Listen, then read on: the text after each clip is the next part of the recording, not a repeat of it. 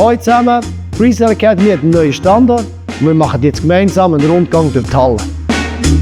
Jetzt sind wir in der Bowl, was gibt es Neues? Es ist zu, es ist geschlossen, wir haben mehrere Kurven, wir haben auch mega coole Stützen integriert in der Bowl, was es kreativ passt.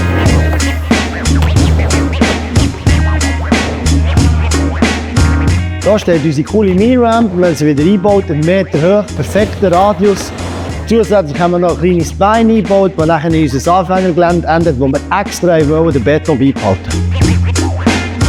Der Streetbereich hat alles, was ein Streetskater braucht. Bodenpipe, eine Bank, ein Gap, ein Ledge, ein Curb und wir haben ein Rail, das wir in der Höhe verschieben können. Freestyle Academy World haben wir natürlich den wunderbaren Raum auch eingebaut. 4,05 Meter, perfekter Radius, plus haben wir eine Extension rein, die einen halben Meter höher ist. Unsere Parkourzone hat alles, was es braucht, um kreativ zu sein. Plus haben wir eine Grube zum Reinkommen, so wie ich.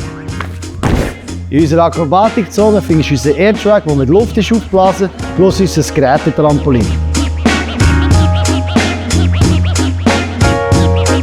In der Trampolinzone findest du 5 Groundmaster-Trampolin plus 1 Spiceware-Trampolin. Speziell ist ein Trampolin, das im Bag endet. In unserer Cafeteria findest du alles, was es braucht. Du kannst ein feines Kaffee trinken oder eine Pause machen.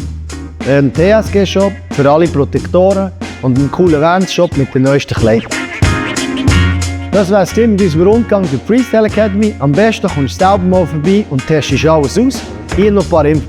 Wir haben einen Haufen Kurse, wöchentliche oder Privatkurse. Wir haben einen Haufen Events. Wir machen hier Lager. Am besten informierst du dich auf unserer Webseite. Das ist nämlich auch dort, wo du dein Ticket online buchen kannst, wenn du es willst. Ich hoffe, ich sehe dich mal in der Halle. Bis bald.